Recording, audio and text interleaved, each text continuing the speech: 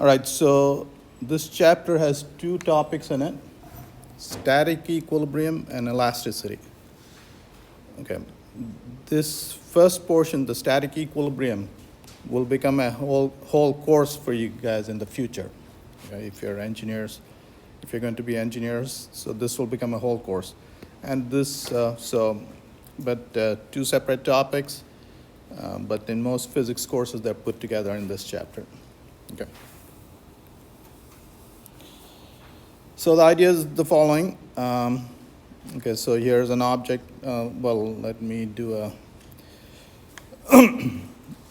situation like this. So here's a ladder, and let's say you're climbing up the ladder, and what is it that you want? As you climb up the ladder, you want the ladder not to move. Okay, so you want the ladder to be in equilibrium. And what are the kind of forces that come into play is what you want to analyze. Okay, so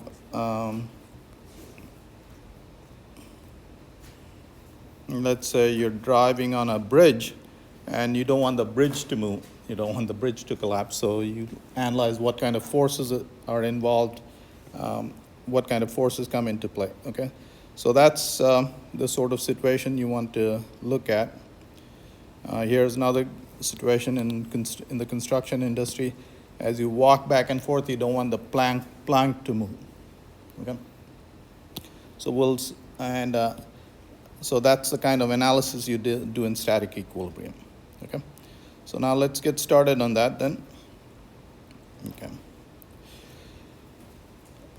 So one of the first concepts you want to define before we get into the equations for static equilibrium is the center of gravity.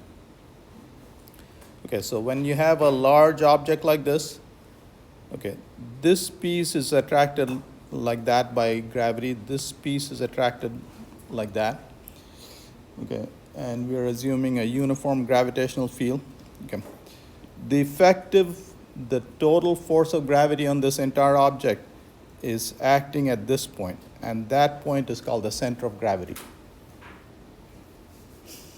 Okay, now if you have a small uniform object, we define something called the center of mass, and the center of mass and center of gravity are the same point for small uniform objects.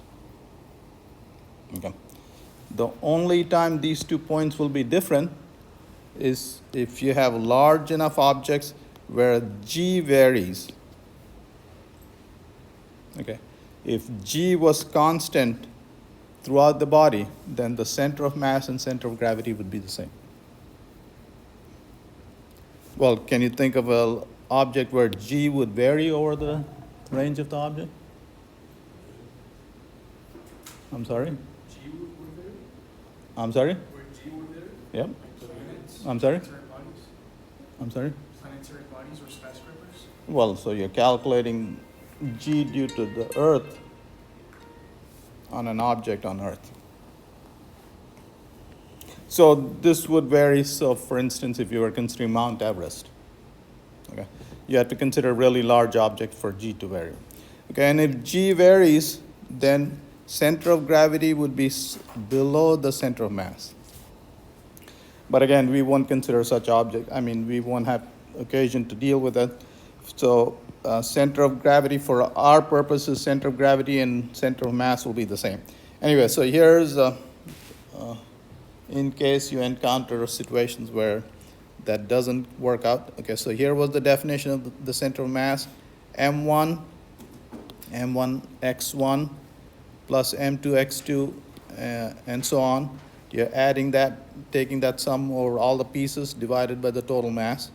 To calculate the center of gravity, it would be m1 x1 times g1 at that location. Okay, plus m2 x2 times g2 at that location, and so on. Okay, if g were the same, then g would come out and g would cancel, and this would be exactly the same formula as that. Okay, so this formula would be different than that only for situations where g is varying over the size of the object. Okay? Otherwise, this would be the same as that. Yep? And for this example, you said like where the longer arrow is where the center of gravity is and the center of mass. I'm sorry? For this example that you're showing on the screen, where the longer arrow is where the center of mass and gravity is. This is the center of gravity.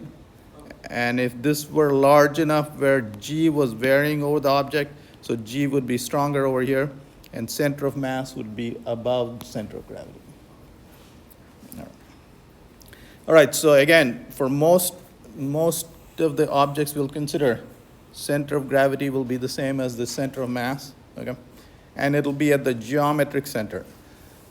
All right, so the reason we are looking at this is because we want to know on this ladder, when you analyze the ladder, where is the force of gravity acting? And the force of gravity is acting at the center of mass, at the center of gravity.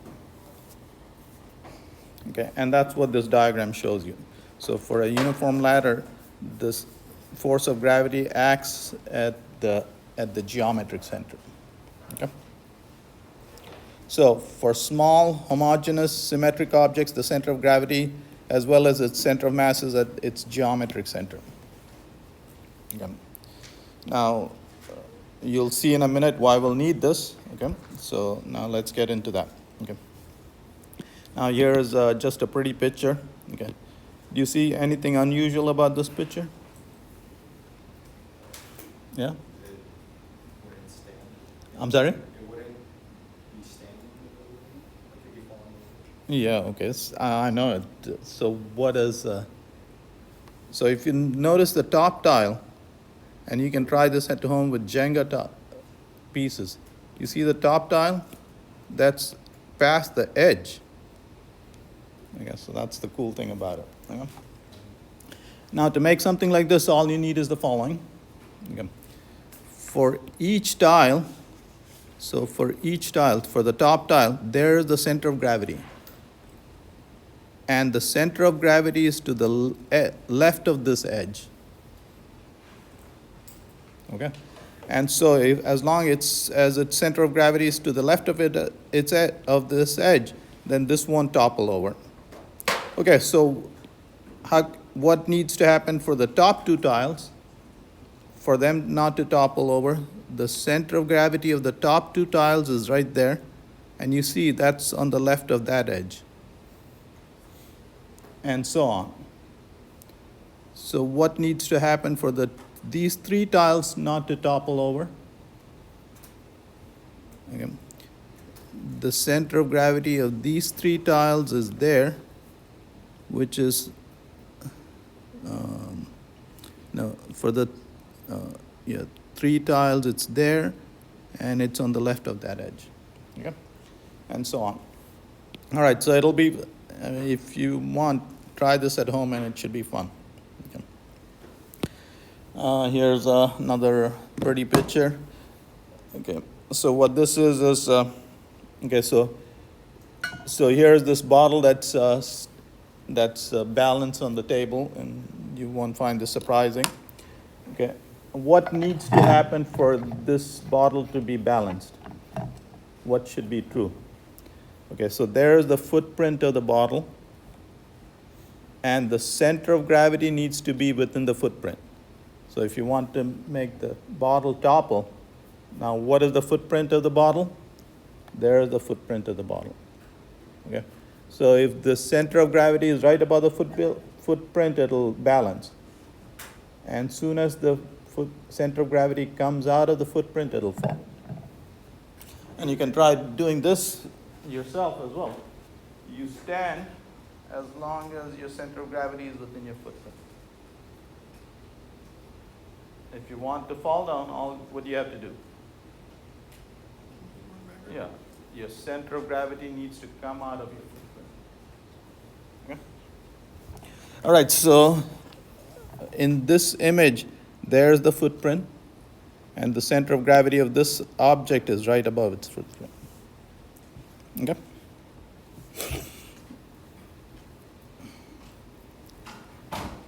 All right, so now we'll come to the two equations. These are the two equations for static equilibrium of extended objects.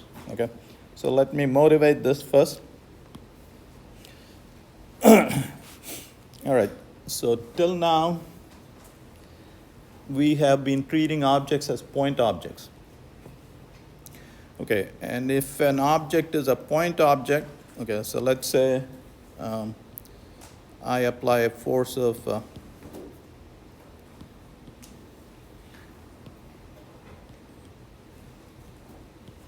10 newtons and 10 newtons. Okay. So what will happen to the object? It'll stay at rest. Okay.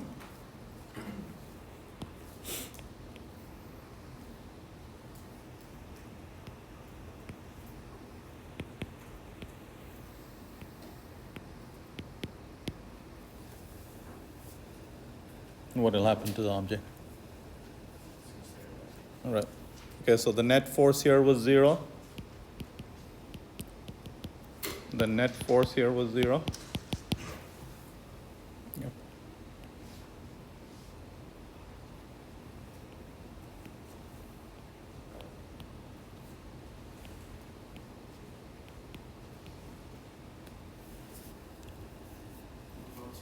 It will rotate. So what's the difference? The net force here is also 0. So you instantly knew the answer. Okay.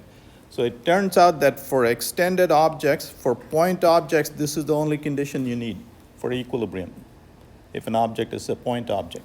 For extended objects, what you need is here the torque is also 0. Okay. But in this case, the torque is not 0. Okay, this force is trying to rotate it clockwise. This force is also trying to rotate it clockwise. And so both the torques are negative, and the two torques add up to give you a net negative torque. Okay, so for extended objects, you need two conditions for static equilibrium. So for point objects, all you need is this condition for equilibrium. And for extended objects, you need the forces to add up to 0 and the torques of all the forces to add up to 0 as well. Okay? So this entire course of static equilibrium is based on these two equations. Okay? And you'll apply these two equations to various situations. Okay? Now, when you do a junior level course, we will consider three-dimensional forces, and then the torques will be also will be a vector in 3 dimensions. But now, for now, we'll keep things simple and we'll consider forces only in 2 dimensions, and the torque will be in the 3rd dimension. Okay, so here you have 3 equations. Okay, so those are the kinds of problems we'll consider. So forces will be in 2 dimensions, and that will be in the 3rd dimension. Okay, so here's an interesting little trinket that I'm sure you've all seen. So are all these penguins of equal mass?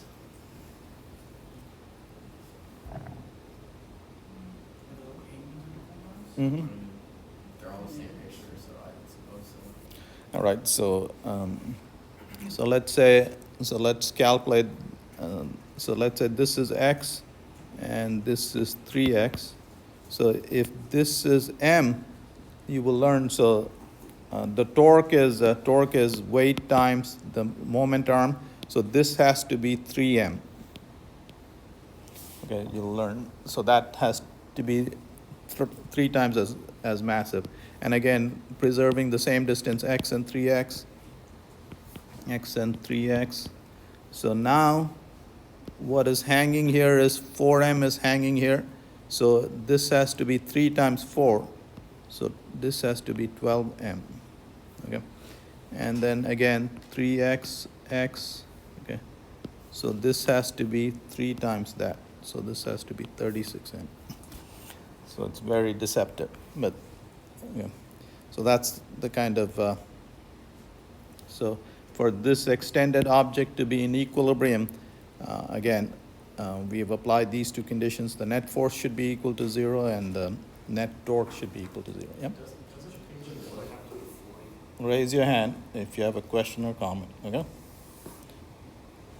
Yep. Shouldn't the left angle be 42? I'm sorry? Shouldn't the left angle be 42 No, it's 3 times that. Why is it not 3 times all? Oh, yeah. So 3 times all of this. So 4m, 1648m. Yep. Well, what is hanging here, what is hanging here is 12m plus 3m 15m plus m 16m. And so that's 3 times that. Yep. All right.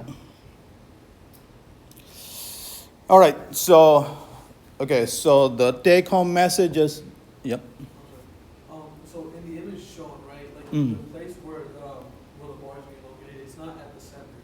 So would the pin have to be slightly heavier than the rest for it to be equal out, or? I'm sorry?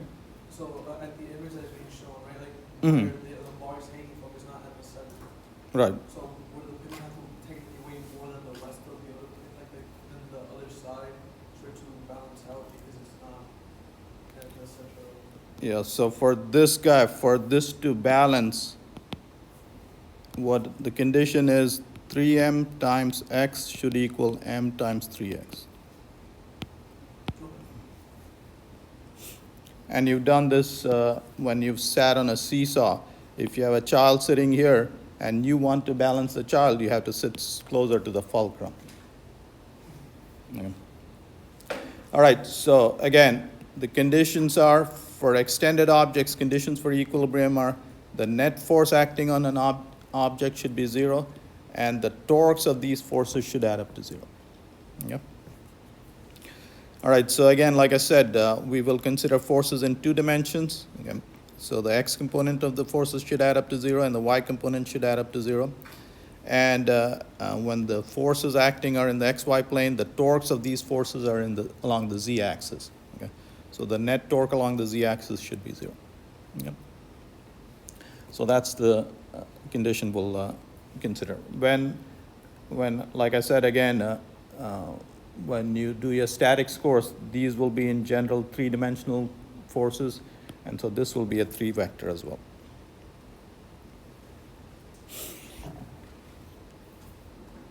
All right, so here's the first problem we'll look at. Okay, so here's a plank. So here's a scaffold that's, let's say, used in the construction industry. And of course, what you want to be able to do is, if you're designing this, you want to make sure that this cable is strong enough where 2 or 3 guys can walk on that, or whatever is your requirement, back and forth, and the cable doesn't snap and the plank doesn't come off the hinge either. Okay, so here's an extended object. So what you want is for this not to move, the net forces acting on this object should add up to 0, and the torques of these forces should be 0. Okay, so now we'll draw a free body diagram. A free body diagram what we're doing is we're considering the motion of this object, so we don't care about all of that. So we'll just draw this guy, and we'll draw all the forces acting on it. Okay? So here's the object. So here's this object. There's the force that the cable is exerting on it. Okay, so that's the tension in the cable. This is the weight of the plank. This is the weight of the person. What is this force? What's that? Okay, so the plank is being pushed against the wall, and that's the wall pushing back. Okay. Well, it's not a normal force. So it's got a x and a y component. Okay. So that's the wall pushing back on it. Okay. So if you want the plank to be at rest, what needs to be true? The sum of all these forces should be 0, and the sum of the torque should be 0.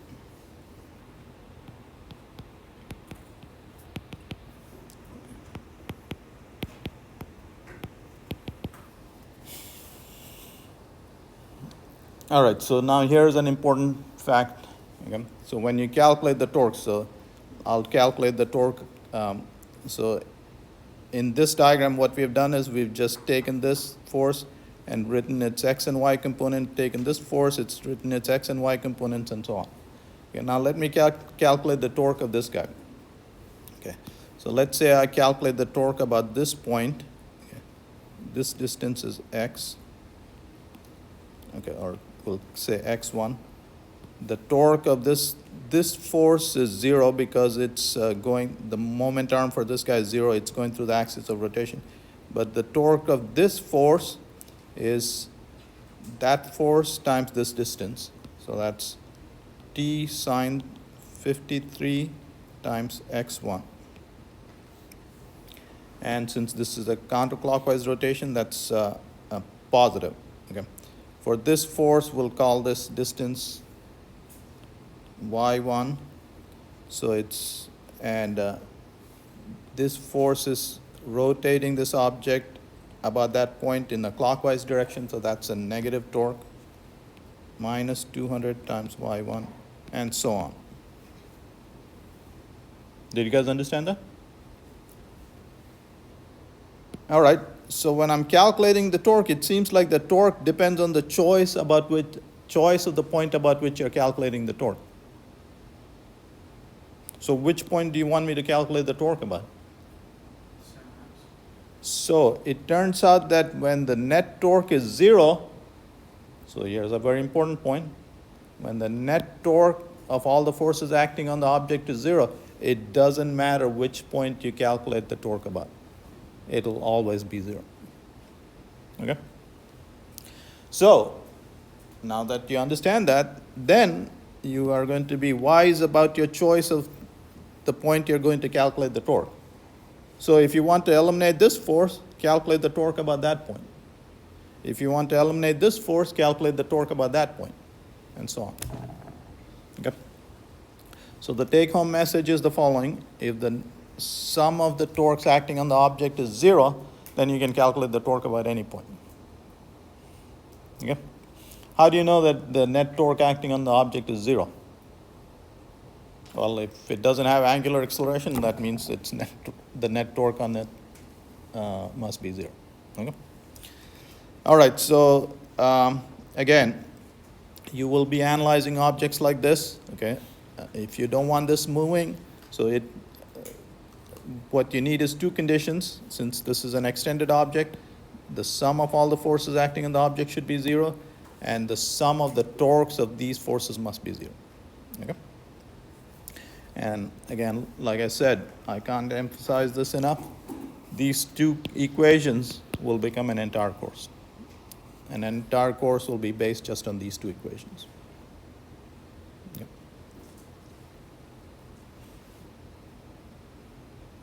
Any questions on that? Go ahead. Something is bothering you? Something is bothering you? All right. All right, so choose a convenient axis. Okay. So what does that mean? You choose an axis if, let's say, in the problem they don't want you calculating r, then of course that will be the choice of your axis. Okay, and so on. When the net torque is 0, the choice of axis is arbitrary, and that's because the net torque will be 0 about any axis, and so you can choose any axis you want. A force that acts along a line passing through the axis produces 0 torque. So if you choose this as your axis, this will have a 0 torque, this will have a 0 torque, this will have a 0 torque. Okay? And so on. All right, so here's another situation. Okay, so let's say you're going bowling, okay, and you're ready to roll. So right now, this object is at rest. Okay. So you want to calculate, so this is an extended object and it's got several forces acting on it at different points. So now let's analyze this object. Okay, so there is that object. Okay, this muscle is exerting a force in that direction. This bone is exerting a force in this direction. Okay, so that diagram should be, okay, on this bone the force is in this direction, and there is the weight of the bowling ball. Okay, and we've ignored the weight of the bone itself because it's light. Yep. Mhm. So when you choose the point where you want to calculate it, should you try to choose a point that's in between the two forces? No. Well, for instance, well, if you wanted to calculate, if you're given this, the weight here, and you wanted to calculate this tension, you would choose this axis because then you're eliminating this reaction force. And this clockwise torque is being balanced by this counterclockwise torque. Okay?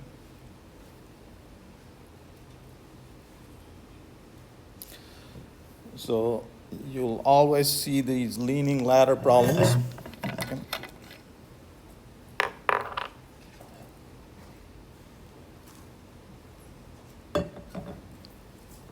Okay, so here's a ladder leaning against a smooth wall. And whenever they say it's a smooth wall, then the only force that the wall can exert is a normal force, and that's that force. Yeah. The weight, here's the weight of the ladder. This is the normal force exerted by the ground. And there's, if the ground was frictionless, the ladder would slip and fall. Okay, so there's no, you can't have a frictionless floor. Okay, and that's the friction force. Okay, what kind of friction force is it?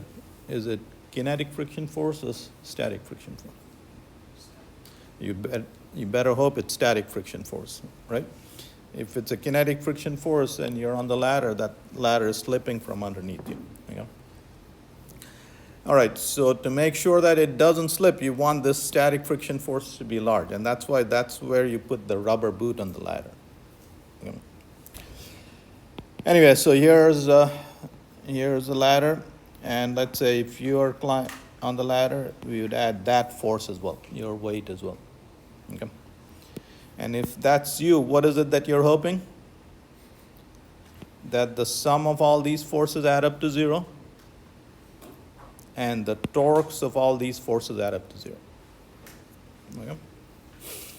Okay, so you don't want the ladder slipping, so you are hoping that this is good enough. Okay? This is a static friction force, and you guys remember the static friction force can be anything from 0 to a maximum value. And the maximum value is mu s times the normal force. Okay, and the rubber boot maximizes this. So the rubber boot is about trying to make this number as big as possible. Yep.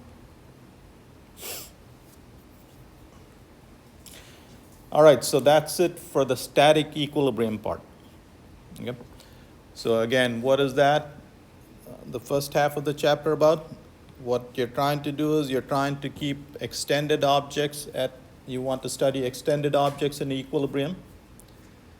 And if there are several forces acting on this extended object, for this to be in equilibrium, what are the two conditions? The sum of the forces.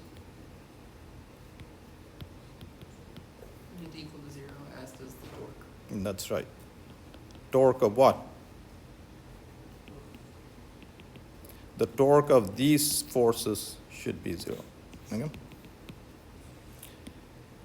And about what point do you calculate the torque? If it equals 0, anywhere. Anywhere. Very good. You can calculate the torque about any point and it should add up to 0. Okay? All right, so that's the first part. Now, the second part of the chapter is the following. Okay, so we'll do elasticity, but here's the idea. Okay, so let's say you're driving across the bridge. What happens when you drive? You added your weight there on the bridge. So this cable stretches a little. Okay? Think of a rubber band. Okay, so when you pull on the rubber band, it stretches. Okay? When you let go, what do you want to happen? When you're off the bridge, what do you want to happen? You want the cable to go back to its original length, exactly original length. How many times do you want it happening? Indefinitely, infinitely. Okay, every time you drove, if this cable stretched and it remained stretched, before on the 100th car, the bridge would be would be in the river, okay? And you don't want that, okay? So you guys understand the applications? Okay. So you want some of your structures to exhibit elastic behavior infinitely many times. Okay. So that's what we're going to study. All right. And when you stress any object, okay, you can stress any object and you will observe a strain. You will observe a deformation. Okay. And we'll study three kinds of deformations. Okay. So when the predominant dimension is length on an object, this is called a tensile stress. You're changing mainly the length of the object. That's what's most noticeable. Okay, when this object stretches, the diameter decreases as well, but the decrease is very small. Okay. The one that you notice is that length stretches. So you will study this kind of deformation. In this case, this is a tensile stress. This is called a compressive stress, where the length is decreasing. Here, the length is increasing. Okay. The other two kinds of deformation you'll study are the following. So when you apply a pressure like this, what has happened to the object here?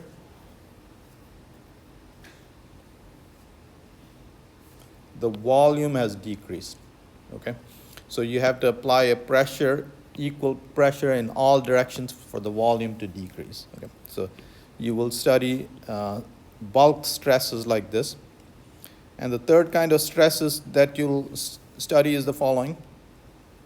You'll encounter the following. So when equal and opposite forces are applied to an object like this, so for instance, you can put a book on the table and apply a force parallel to the face of the book. The top surface will move relative to the bottom surface, and this is called a shearing stress. Okay? And you'll encounter situations like this. So for instance, when you're cutting a ribbon or something like that, what you're applying is shearing stresses. Okay, so you're applying a force on one layer of atom in that direction and another layer of atoms in this direction, and that's how you cut an object. Okay. So the three kinds of stresses you'll apply is bulk stresses, shearing stresses, and tensile stresses. Tensile stresses deform the length of an object. Okay. All right. What is elasticity? Okay. What you want is in your structures, when you remove the stresses, what do you want? The structure to go back to its original shape. Okay. So you want your structure to exhibit elastic behavior. Okay, and again, in your structures, you want them to exhibit elastic behavior a large number of times. Okay, of course, things wear, there's wear and tear, and then eventually they won't exhibit elastic behavior. Okay, because of weathering and stuff like that. Okay, so now let's understand this at a molecular level. Okay, so here's a rod. Let's say you apply a 100-pound force on it, and the rod stretches a little bit and then stops stretching. You apply, and this is you can test this in a lab. You apply a 200-pound force and the rod stretches twice as much. Okay. How does the rod know how much to stretch before it stops? You guys understand the question? Okay, so you applied a certain force, the rod will stretch a certain amount and then stop.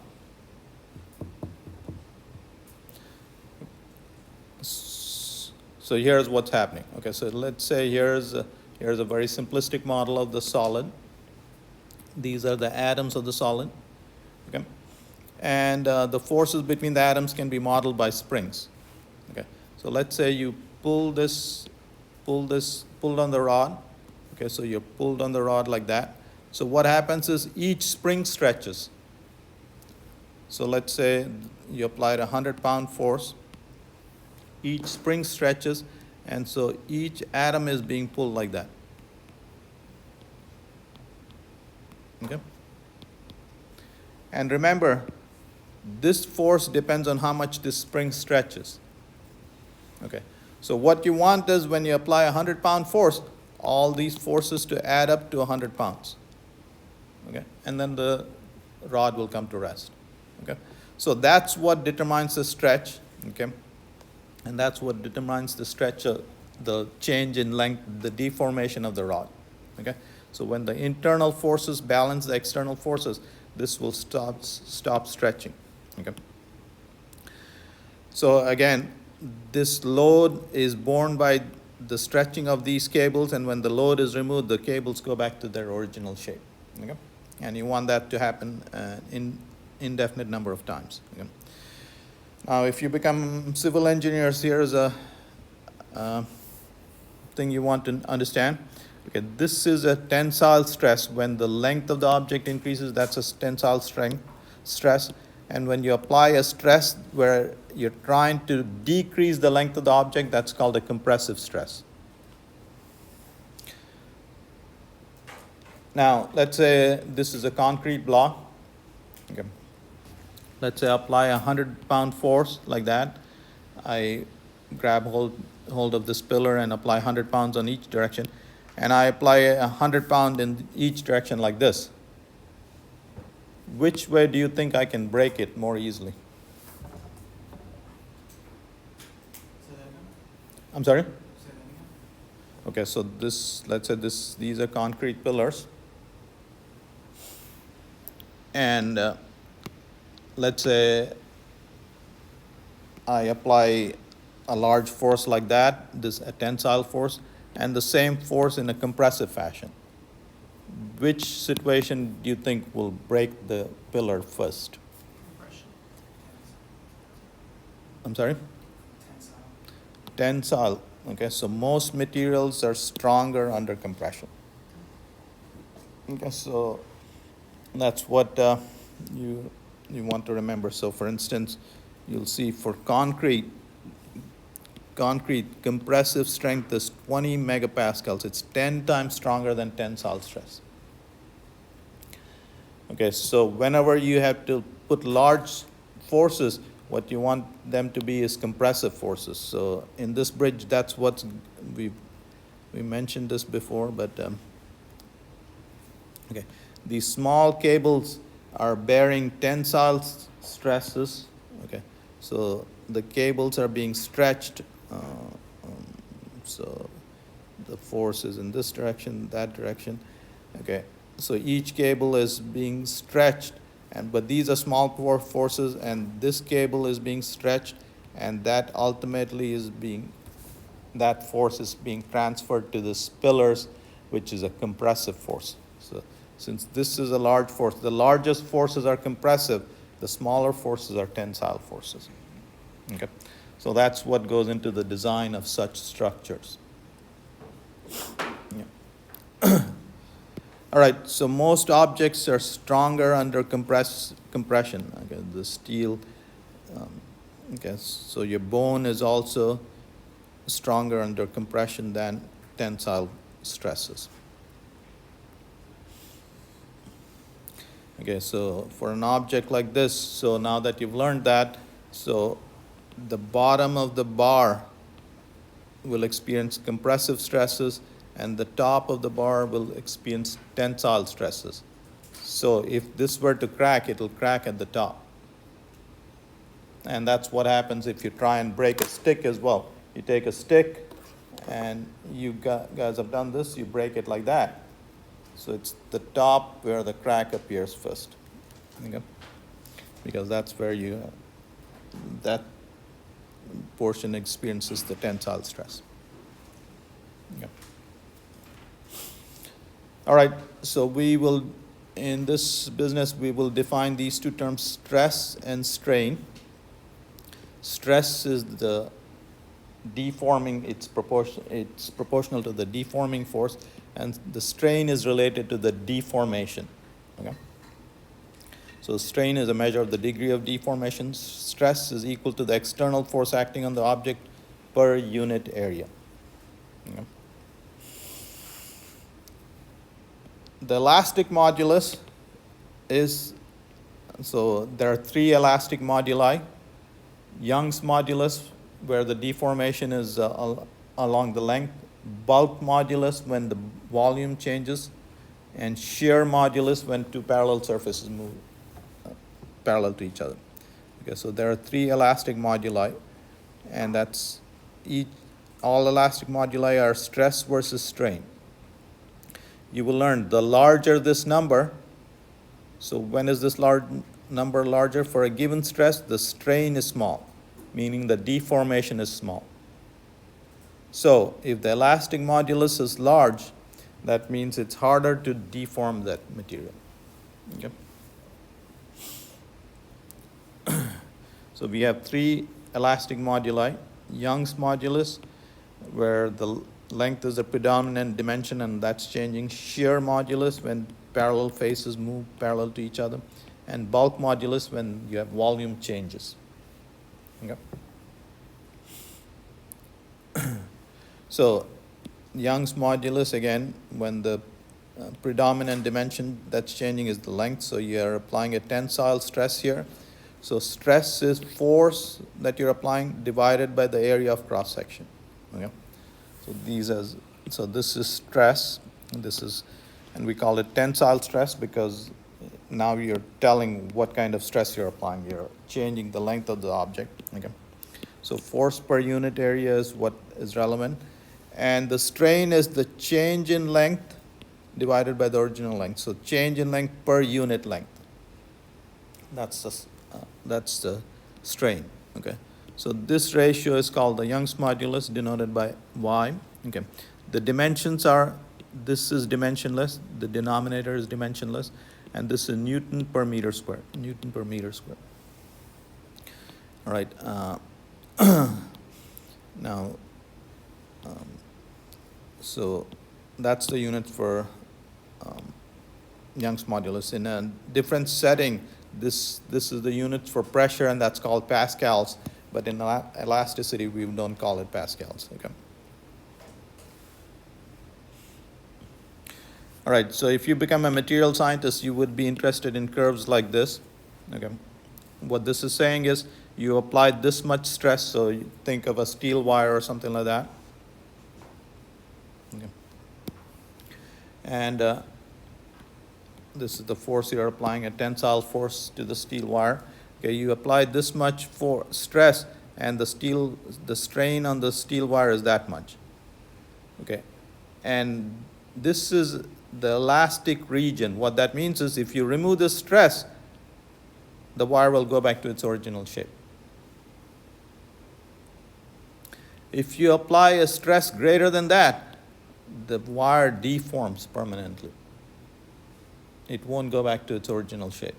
Okay, so what this means is on this bridge, you don't want any of these wires to experience a stress past this point. In fact, you want to play it safe. You don't want them to experience anything more than that. Okay? So what do you do if you want to make sure of that? What you do is, when you're if you're an engineer, load up the bridge with the heaviest semis that you expect to be traveling. So bumper to bumper semis, calculate the load, and then calculate the number of wires you need such that each wire is is nowhere close to a maximum load. Okay? And that way, even in the worst case scenario, when the load is taken away, the wire will go back to its original shape. Okay? So you always want to be in the elastic region. Okay? And anyway, these are fracture points. Okay, so this is the proportional limit and so on. Mm-hmm. How you label the axes? What do those stand for? This is the stress, force per unit area. area. Okay. Okay. Stress, strain. And there will be standard curves like this for various materials. Okay.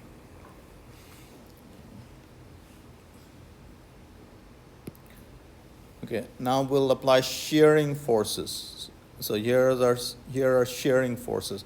You apply forces parallel to faces that shear an object. And when you shear an object, what happens is the following. Okay, so this top surface has moved relative to this surface. Okay, in this example, we'll keep this surface fixed, okay? And we'll let this guy move. So for instance, you can take your book, put it on the table, and apply a shearing force, and the top face will shear relative to the bottom face, okay? And it'll turn out that the distance this face moves, delta x, will be, the further out the two surfaces are, the larger the distance this will move, okay? And so what you want to measure is how much did it move and how far apart are the surfaces. So the shearing strain is delta x divided by h, and the shear stress is force divided by the area of the face. Okay. So that's the shear modulus, and they all have the same units because strain is dimensionless and stress is always force per unit area. Okay. And like I said, this is the kind of stuff that is involved when you cut stuff. Okay. And you guys know that it's harder to cut a steel ribbon compared to a cloth ribbon or a paper, and that's because the shear modulus for steel is much higher than for paper and stuff like that. All right, bulk modulus. Now what you're doing is you're changing the volume. So you are applying a stress, okay, you're applying forces perpendicular to the face of the object. These forces do not move the object, okay. If the forces were not balanced, then you couldn't change the shape of the object. They would just move the object, okay. So the forces have to be balanced, and then they change the volume of the object. When do you encounter something like this? Underwater. Okay, so you can throw objects underwater. So for instance, if you were an engineer and let's say you design a submarine, and let's say this submarine has gone down 1 kilometer, you experience tremendous pressures, and you want to put a window on the submarine, right? This deformation of the window is different than the deformation of the steel hull. Okay? You want to make sure that that window doesn't leak. Okay? All right, so the bulk modulus is volume stress over volume strain. Okay, here's something funny about this equation. So this is the pressure, force per unit area. What is this minus sign doing? I'm sorry? Anybody? Shrinks the volume, Huh? shrinking size, shrinking volume. Yeah, the volume always decreases. This is negative, so negative of negative will give you a positive number. Okay?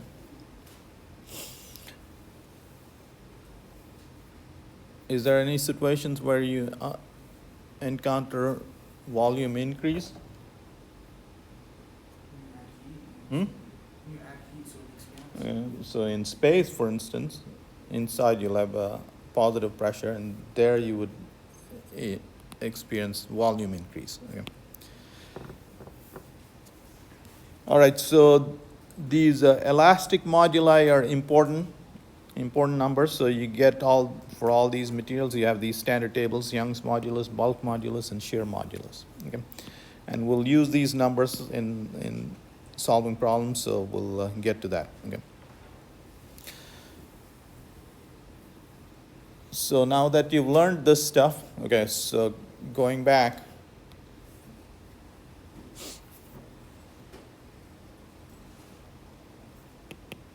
Okay, so if this was concrete, okay, when is it stronger, under compressive forces or tensile forces? Compressive. Forces, okay. So it's harder to break it when the forces are compressive. It's easier to crack or break it when its tensile forces are applied. Okay.